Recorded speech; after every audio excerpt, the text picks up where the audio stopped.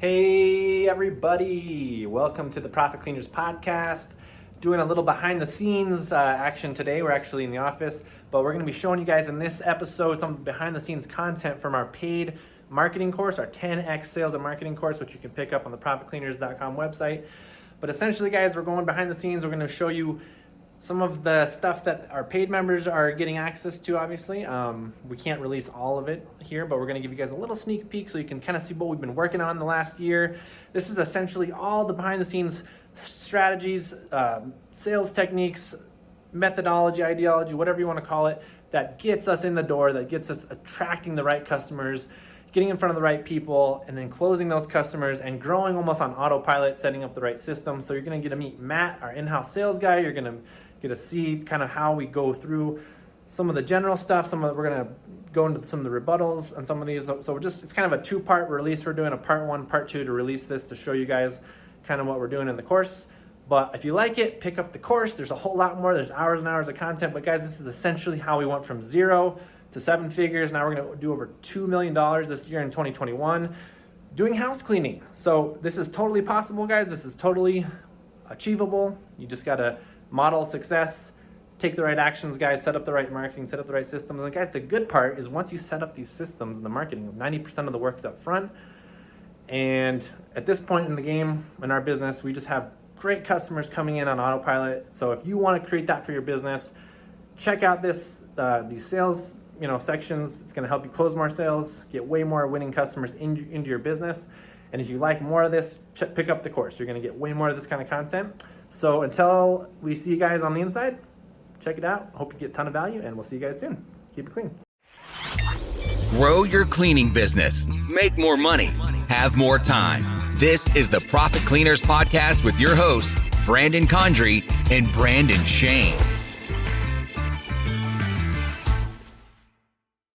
Welcome back, everyone, to the Profit Cleaners Bootcamp, and here we are in the studio again. I'm your host, Brandon Shane, joined by my co-host, Brandon Condry. That's me. And our in-house business development officer. Director of business development.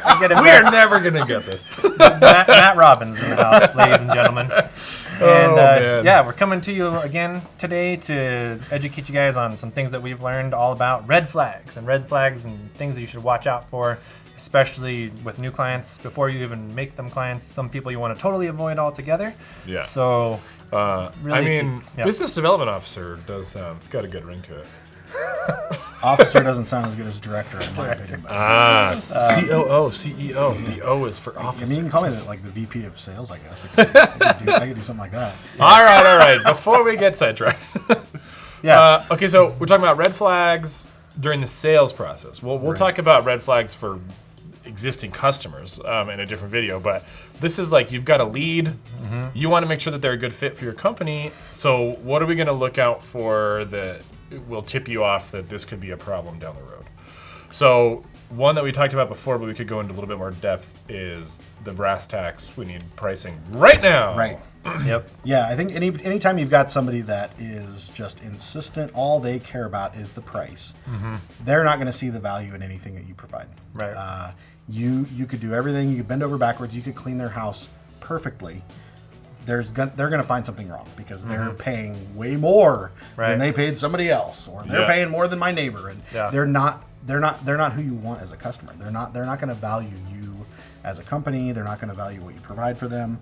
They're just not going to see it. And so, I think kind of understanding that, and I understand as a small business, and you're at some point, especially when you're starting out, you're desperate for customers. Mm-hmm. Sure. You don't want to reject people. You don't want to turn people down. But you kind of do. You do. Absolutely. You need to, though. That's what you have to like. That's what you have to mesh. Is that we've got stories on the podcast in there. We'll put them in the notes somewhere. But in the beginning, we were saying yes to everything because we needed the money. We were like, "How are we going to pay rent?" So we have taken on move-out customers that were terrible, that were like ex-hoarders, and we're talking like dry dog feces in piles on floors and cupboards full of dead roaches and stuff. And so these are the things that if you say yes to without listening to the part of you that's like, I don't know, this is going to be more trouble than it's worth. Or the post-construction that you talked about. Oh man, yeah, post-construction clean where we're burning out vacuums, sucking up drywall dust and stuff, and it's taken 2 days to do it. Like that type of stuff. Stay in your lane. But at the same time, I know it's hard to say no to business, but the kind of stuff that we're talking here with the brass tacks, those are the people that are going to complain every single day. Absolutely. So every time you got to clean, I paid $150 for this. I can't believe they didn't blood dust the whatever. Yep. You're like, well, sorry, like mistakes happen. Like we're not perfect. We're happy to come out and re-clean it if you want. And that's our go-to sort of resolution is like we will come back out and redo it. Absolutely. But if you're redoing it every time, then you're losing money every time. Yep. Yeah. So beware the pricing person. During the estimate video in the module, you can get more details on why we provide pricing at the end, but beware that one. And also that goes in line, another video we're talking about people buy value, not price. And if these people are only concerned about price, they don't care at all about the value and the service that we're actually doing. And those people, you can just have them go with the $50 cleaner down the street. Yeah, let that be your competition's problem. Right. It's good.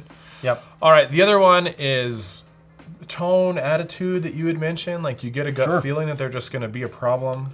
Yeah, I mean, I think and that maybe is something that kind of comes with more experience. The more you do it, the more you kind of start to recognize some of these things. But you got somebody that's they're complaining about everything their previous cleaner did. Yeah. Or they're griping about the weather, or they're complaining about this and that. And you can just kind of pick up on, this may not be a happy person, this may not be an easy to please person.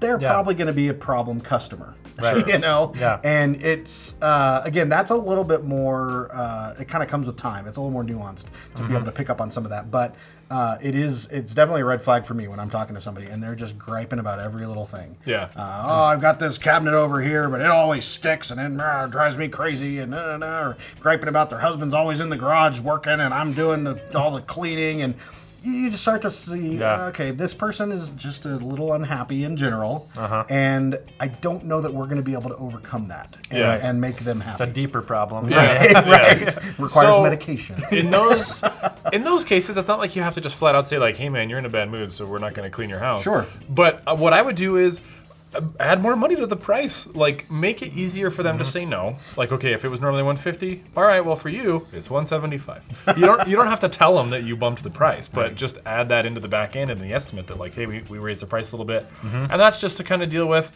we might have more recleans there. And sometimes those people come into the pipeline and they're totally fine and you just really caught them on a bad day. But if they are going to be a pain, then get paid to deal with the pain until they go somewhere else. We'll have another video some other time where we talk about firing existing customers on the red flags, so look for those. But that's a thing. And just think of it like are these people, like Matt was saying, like, do you want to work with these people long term? What's the feeling you get immediately, that first impression? Because that's probably very likely how they're going to treat the teams when they're in the houses and your office staff when they're calling to schedule stuff. Right. And so if they give you that feeling, you probably just want to avoid it altogether, because you want to build that culture in your company where your customers are awesome, they love you, everyone's treating each other well, and it builds that kind of camaraderie or whatever it might be. Absolutely. The other thing, like you mentioned, like how they're going to treat the teams. So your teams they're not tools. Like, these are human beings that are your employees that you need to take care of.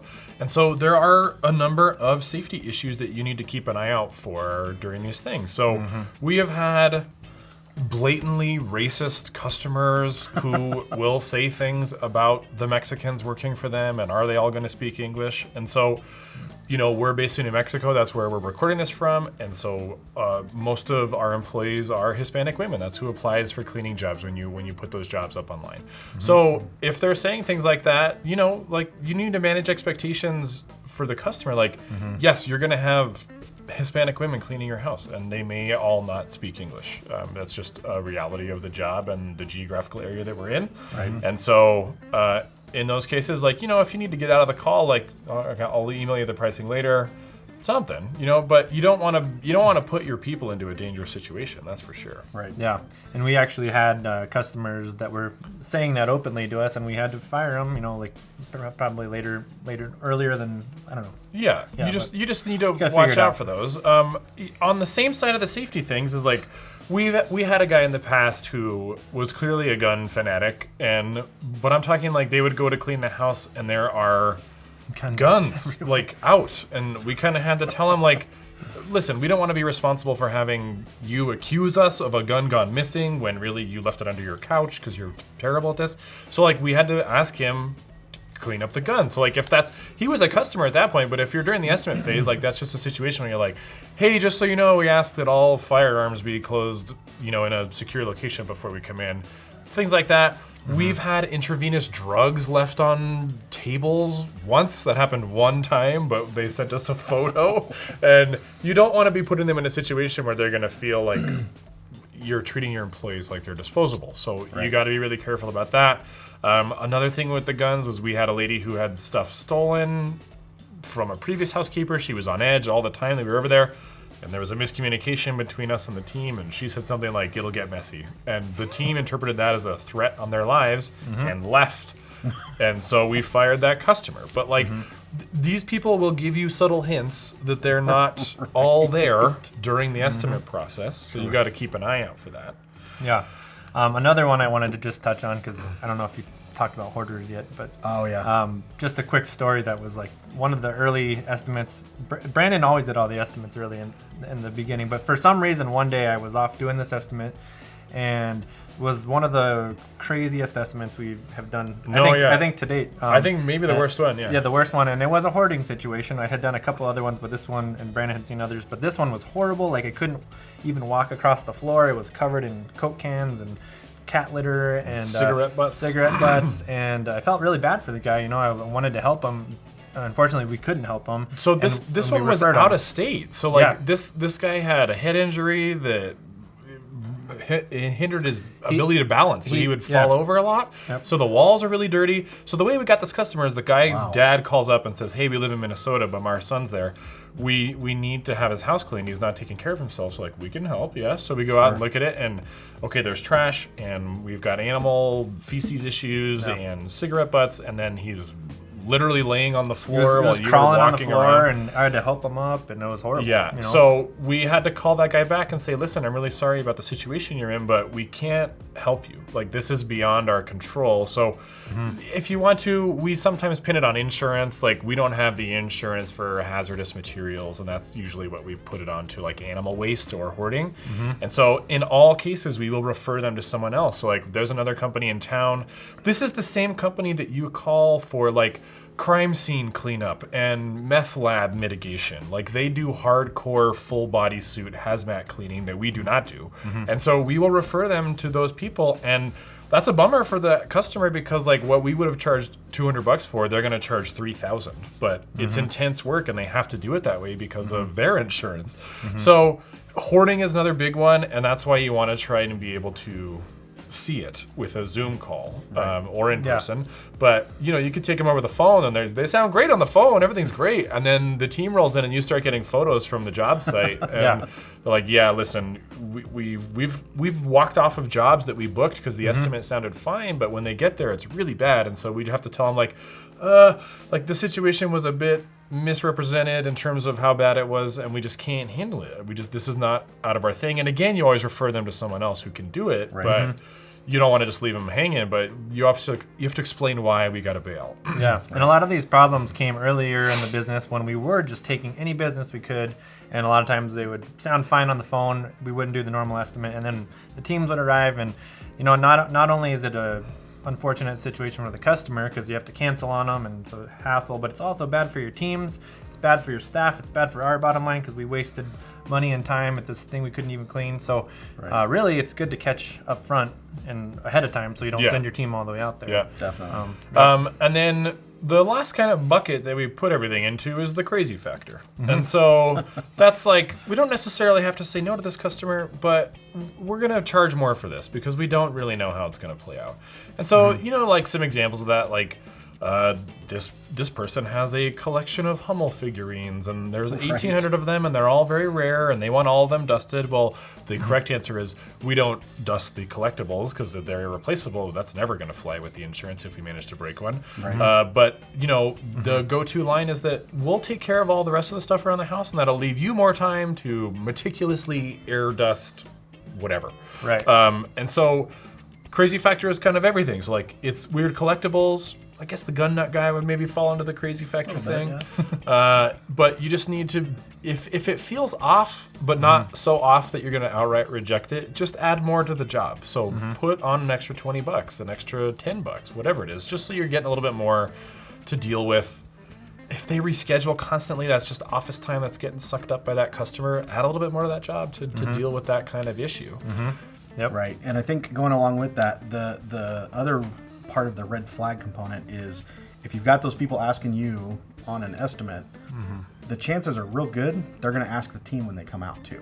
Yeah. And so even if you tell them no, you know, a lot of people when they want something, they'll try getting it multiple ways. They'll right? try and sneak it they'll in there. call the office and ask them, or they'll ask the team when they come out, or whatever. And so you want to make sure that you're capturing those notes, you know, in your in whatever software system you're using, so that everybody's aware, everybody's on the same page. Hey, this person's got a bunch of stuff that they've asked us to do. They want us to move appliances and clean back behind and move furniture. And I told them no, but be prepared for them to ask you as well, so that everyone's all kind of on the same page and can all give a unified answer, as opposed to them being caught off guard and being like, I guess we'll move the furniture. I mean, I don't, you know, because for all we know, they're going to tell them, well, no, Matt told me it's fine to move furniture and clean underneath. And it's like, Yeah, so I mean, you may get a customer that's going to lie to the teams about that. So great point. Sure. Like you definitely want it all laid out that everyone knows that we told the person that we're definitely not moving the washer and dryer to clean behind it. Just so you know, that gets asked a lot, by the way. And then the other one that we kind of skipped over there, but is animals. So like if you're trying to do a Zoom meeting and there's like a really vicious sounding dog in the background, that's just a good point for you to mention to them, like, hey, just so you know, like, if that dog is in the house and barking like that when the team comes to the front door, they're not going to open the door. It doesn't matter how nice you tell me that dog is, the team is going to think that that dog is going to eat them alive because they are strangers, and you have to take care of the dog. Here's what we recommend. They stay in the backyard the whole time. They're in a crate. Like, we can deal with a crated dog if we're going to vacuum around a dog that's barking. That's no big deal. But if they're right behind the front door, we're not going in. Like, we just can't risk having someone get a mauling dog injury or like some, you know, rabies or something. Like we can't be doing that. So that's just another this is part of the educating your customers before they become customers, managing expectations so everyone's on the same page, that just so you know, we're not a live-in maid. We're not going to feed the dog. We're not going to pick up dog poop like in the house. Like we actually have a note that the teams carry, and if they come into a house and there is a pile of poop, we leave a little note that says, hey, heads up, there's a little pile of poop over there, so we didn't clean that part. And that's, again, like we blame that on insurance. You know, we're not equipped for bloodborne pathogen training. You can get all crazy with it if you want, but realistically, that's just gross. Like your employees are there to dust and vacuum. They're not there to like pick up after someone's animal. They're not getting paid for that. So those are kind of the red flags to keep an eye out. Maybe that triggered some memories of customers you have right now that you might be thinking twice. Like, oh, we should really get rid of old Janice because she's got 10 dogs and we always have to mop up pee every time. So, you know, you don't have to take that. You get the better customers. You go get them.